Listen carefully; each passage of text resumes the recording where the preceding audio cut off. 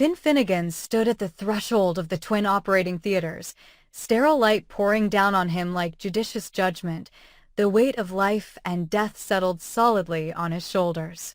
In the left oar, Liam Spencer, white-coated and brave only a heartbeat ago, lay prone on the table, a fractured skull oozing rivulets of crimson that soaked through the gauze like ominous prophecy. He had arrived in the ER with uncontrolled bleeding from an unexpected intracranial tumor that had ruptured in a surge of blood pressure, and CT scans revealed a hematoma expanding by the minute. In the right oar, Luna Nozawa's fragile form was arrayed beneath green drapes, her chest heaving as a ventilator forced oxygen through her lungs in rehearsed staccato, the result of a gunshot wound from the shootout that had shattered her world. And the world of every Finnegan, Forrester, and Spencer who bore witness. Finn's gaze flicked between his two patients, his pulse thrumming in his temples. A brain bleed, if not evacuated within the hour, would swallow Liam's consciousness in unrelenting pressure. Luna's arterial injury threatened exsanguination, yet Lee was still prepping to cannulate a femoral line, her calm hands barely hiding the tremor she'd felt when Luna coded under anesthesia. Finn's team checked resource logs on their tablets, only a single rotation of blood warmers, one neurosurgical drill, 2 sets of clamps, insufficient to treat both crises simultaneously. The triage protocol was clear. The patient with the most salvageable chance and greatest downstream value must take precedence. Finn's heart thudded against his sternum as he reviewed the vitals. Liam's Glasgow coma scale was slipping from 8 to 6, unresponsive to verbal stimuli, pupils constricted but reactive. Luna's BP hovered in the low 90s, heart rate barely above a whisper at 45 beats per minute, her oxygen saturation languishing in the 70s, but she had Lee, Flynn's sister, ready to intervene. He made his choice in the cold calculus of medical ethics and paternal instinct. He would save Liam. He tapped on the OR intercom. Team 1, neurosurgical evacuation now. Team 2, maintain closure position. He turned to his assistant, voice tight. Start mannitol infusion. Prepare for craniotomy. Then he stepped toward Liam's table, scrub cap hot against his brow. For a moment, Luna's or team froze. Steffi sobbed from behind the glass, slicing through the hum of equipment, the murmur of monitors in Luna's room receding until Lee's steady voice called, "Dr. Finnegan?" He inhaled and answered, "Proceed to code status. I'll be there as soon as I finish." He cranked the drill into life, the rasp of metal on bone like the work of fate chiseling away at existence, bone flap lifting, blood geysering in perfect horror. In the adjacent theater, Lee threaded the introducer needle into Luna's femoral artery, hands deft but anxious, her mind straying to the daughter she'd lost and the granddaughter she'd fought to protect. But time was a luxury slipping through their fingers like water, and before she could attach the line to the rapid infuser bag, the alarm shrieked, a flat line on Luna's heart monitor, mechanical breaths converted to silent testament of life extinguished. With horror, Lee slapped the syringe into the vent port and administered epinephrine, chest compressions echoing beneath her fists. She glanced toward the double doors separating the ORs, willing Finn to appear, wrenching her sleeve against the cold steel of the table. But an eternity later, only the echo of the drill marked his presence. He did not hear her muffled cries, his focus pinned unwaveringly to the labyrinth of Liam's cerebral vessels where he gently suctioned pooled blood from cavernous sinuses, re-established perfusion to the cortex. In Luna's theater, Lee's medley of interventions. A bolus of atropine, a defibrillator shock, a desperate dose of calcium chloride paled in comparison to the precision of neurosurgery next door. The flatline's beat became a dirge, slow and inexorable, and at last Lee's shoulders slumped. Steffi covered her face, tears slicking her designer lashes as she watched the ventilator switch to off. Back in Liam's oar, Finn paused, suction tipped away from the exposed brain, his gloved fingers slick with blood, and leaned close to the anesthesia tech. "Status." Stabilizing, came the whispered reply, pulse returning, pupils widening, BP creeping back toward 100/60. Finn exhaled a breath he hadn't realized he'd been holding. With a swift motion, he replaced the bone flap and affixed the titanium plate, his movements precise, methodical, surrendering to protocol for perhaps the only solace he could claim. He closed Liam's scalp, each suture a silent vow to redeem the cost paid by another. As the oar door slid open, Finn stepped into the corridor, scrub cap undone, eyes rimmed in red. The hushed corridor lights reflected on the floor's wax surface like ghostly lifelines. The attending nurse approached, her face soft but regret etched deep. "He's stable, Dr. Finnegan. We damaged his fever protocol to keep ICP low, but he's breathing on his own." Finn nodded numbly, fingers flexing around the surgical gown as though it might dissolve beneath his touch.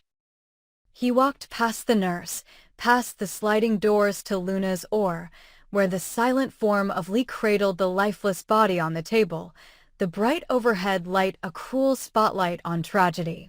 Steffi's sob broke the hush as Finn's presence drew her gaze, her eyes, glistening with sorrow and accusation, asked the question he could not bear to answer. He shook his head once, tightly. No words came. Lee rose, wiping tears and blood from her cheeks with the back of her hand. She laid a hand on his arm, and Finn felt the tremors pass through his sinew. The mournful echo of a withdrawn life lingered in the air, and Finn felt an emptiness gnawing at his core where the heartbreak of fatherhood and the oath to heal had collided in mortal combat. In the trauma bay, Liam's head was now wrapped in a clean, blood-stained bandage, stabilized for ICU transfer. Finn checked his pager, an urgent call from the chief of staff. He followed the nurse into an adjacent recovery suite, where Liam's chest rose and fell steadily under sedation, machines beeping in grateful harmony. Finn closed his eyes, summoning every apology he had ever failed to vocalize to Luna's phantom memory. He swallowed, voice husky as he spoke softly into the quiet. "I'm sorry, Luna. We tried," he broke off. The weight of promises broken settled around him like dust, and in the hush of the recovery room he made a choice. To walk away from the theater of bones and blood, to face the consequences of choosing life and forfeiting life in a single heartbeat.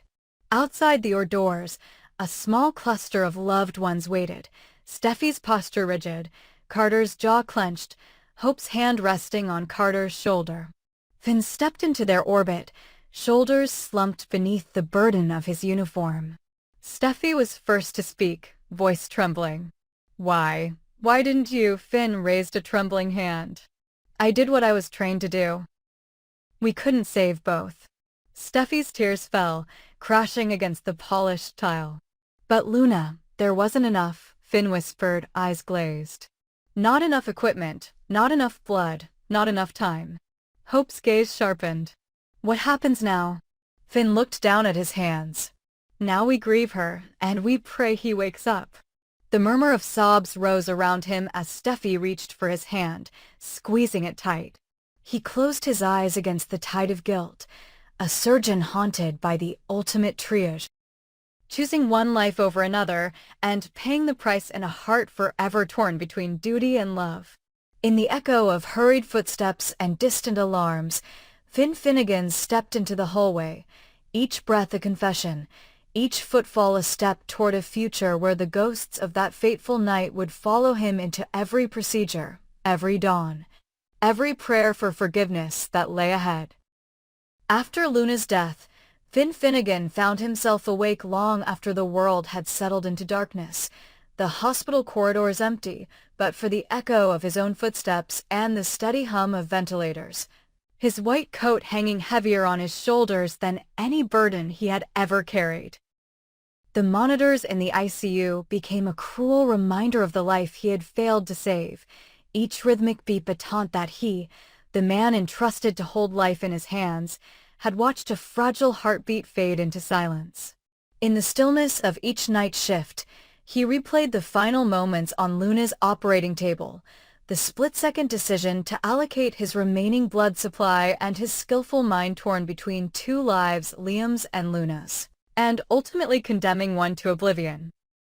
He whispered apologies into the sterile air, calling himself the executioner in a white coat, convinced that every patient who walked into his or might be his next victim, every decision his last. He began to shun Steffi, unable to bear the warmth in her eyes, the way her hand sought his arm for comfort. He turned away whenever she came near, retreating into the antiseptic embrace of the hospital.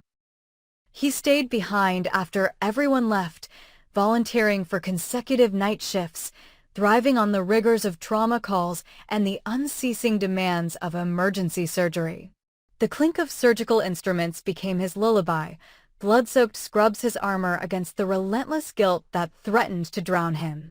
At home, his side of the bed remained unmade, sheets cold and untouched by his presence. The silence between him and Steffi grew into a chasm that no kiss could bridge.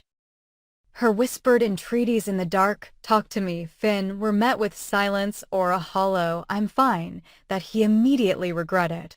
He felt his marriage fraying at the seams as surely as Luna's life had unraveled on that operating table. The more Steffi reached out, the more he recoiled, convinced that to share his sorrow and shame would only infect her with the same despair.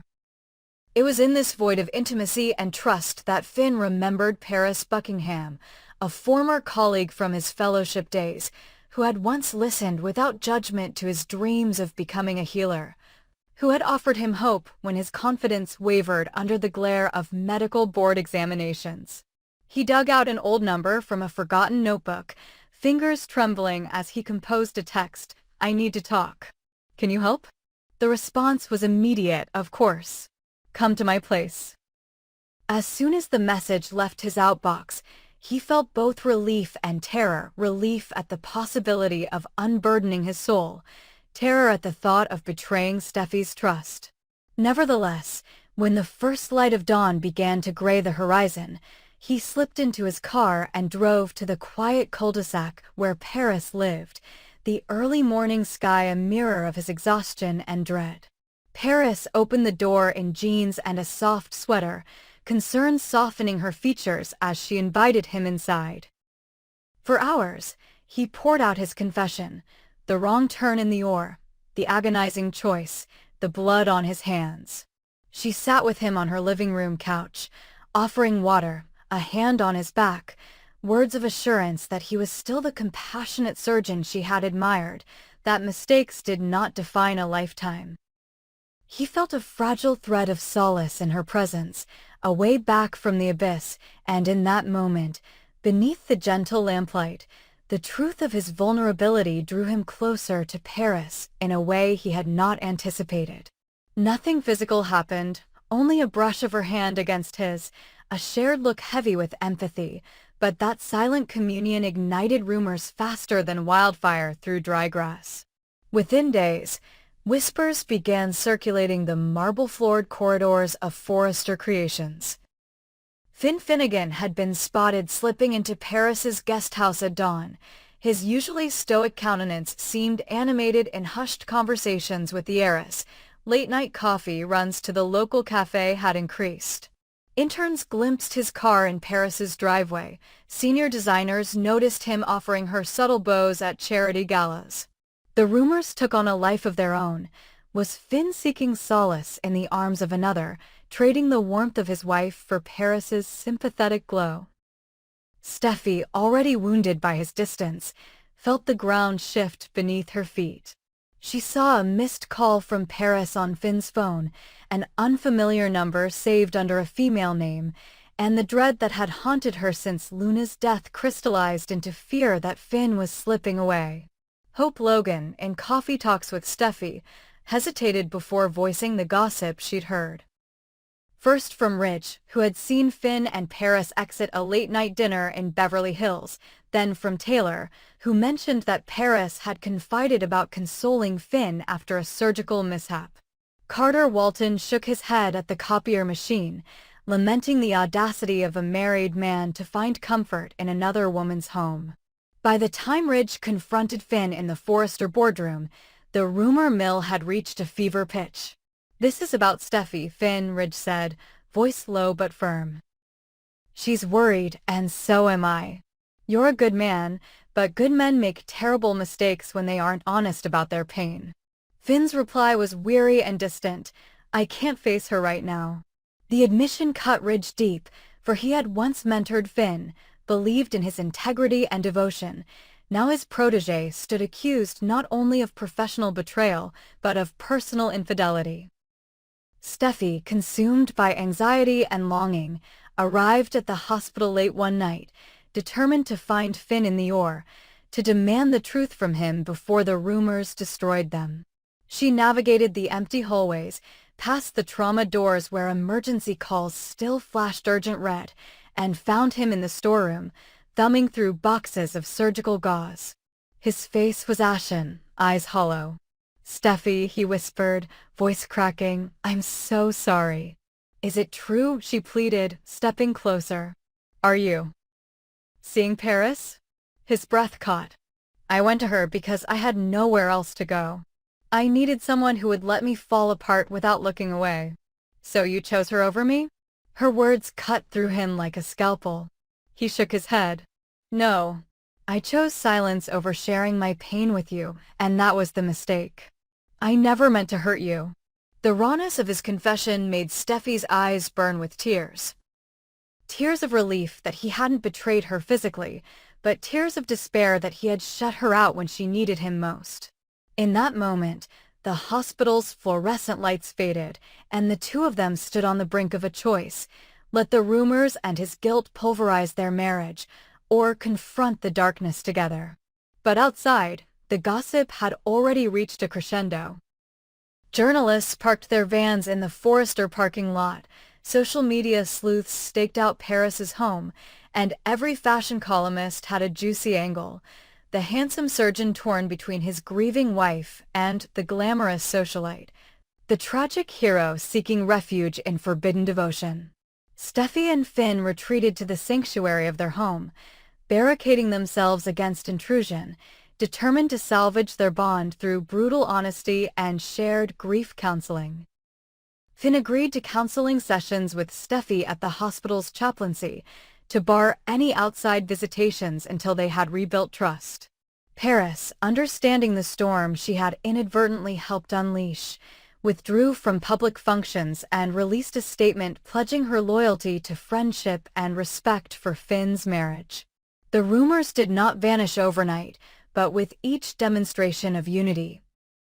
Steffi's hand in Finn's as they walked through Memorial Garden, Finn's quiet devotion at Steffi's side during the memorial service for Luna, his vow to never let her face her pain alone, the gossip began to recede like a tide. It left behind scars, however, a marriage tested to its core, a surgeon forever changed by the confluence of grief and temptation, and a hush of caution in every corridor where once his footsteps had sounded confident. In the end, Finn learned that avoidance only deepens wounds, that survivor's guilt must be shared to be healed, and that the hardest surgery of all is the one performed on the human heart. And though the specter of Paris's listening ear had threatened to undo them, it was Steffi's unyielding love and his willingness to face his own darkness that salvaged their union, binding them closer than ever in the fragile dawn of forgiveness.